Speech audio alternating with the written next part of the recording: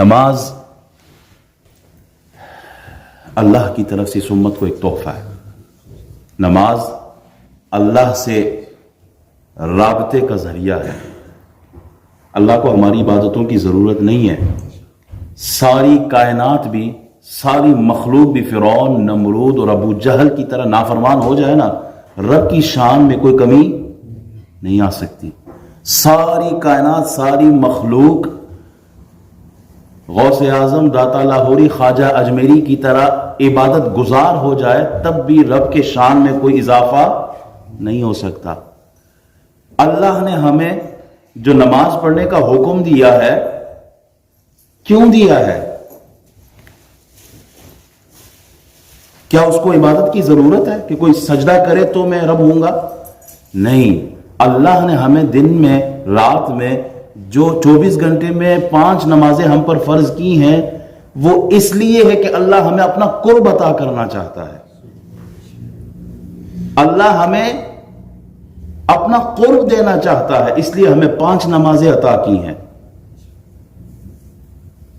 ہم اشرف المخلوقات ہیں. اللہ کی جتنی بھی مخلوق ہے، آپ قرآن اٹھا کے دیکھیں، فرمایا زمین اور آسمان کے درمیان ہر چیز اللہ کی تسبیح بیان کرتی ہے. اڑنے والے پرندے ہو، سمندر کی مچھلیاں ہو، زمین پہ رینگنے والے یہ جانور ہوں، یہ چوپائے، اللہ کی عبادت کرتے ہیں، اللہ کی تسبیح بیان کرتے ہیں. تو اے غافل انسان، تو اشرف المخلوقات ہو کہ اللہ سے کیوں غافل ہے؟ تو اشرف المخلوقات ہے. جتنی بھی اللہ کی مخلوق ہے، اس میں سب سے بلند مرتبہ، عزت، مقام کس کو ہے؟ حضرت انسان کو ہے.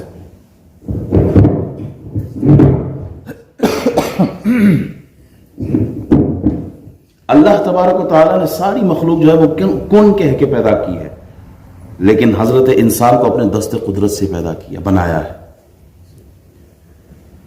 فرشتوں سے سجدہ کروایا ہے. فرشتے بھی اللہ کی مخلوق ہے.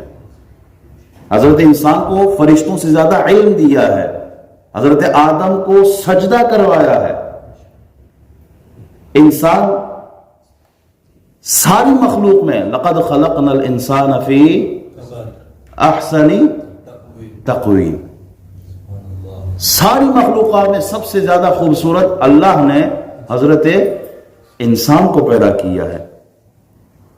اللہ تبارک و تعالی ساری مخلوق جو اس نے پیدا کی ہے، آپ غور کریں، سر جھکا کر کھانا کھاتی ہے، کھانے کی طرف منہ لے جاتے ہیں.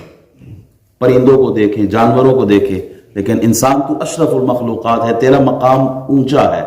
تو کھانے کی طرف منہ نہیں لے جائے گا، بلکہ لقمہ اٹھا کے کھانے کی طرف، منہ کی طرف لے کے آئے گا. لقمہ منہ کی طرف لے گئے، کیوں؟ اس میں تیرا شرف ہے. کوئی رینگ کے چلتا ہے، کوئی درختوں کی طرح قیام کی حالت میں ہے، کسی نے سر جھکایا ہوا ہے.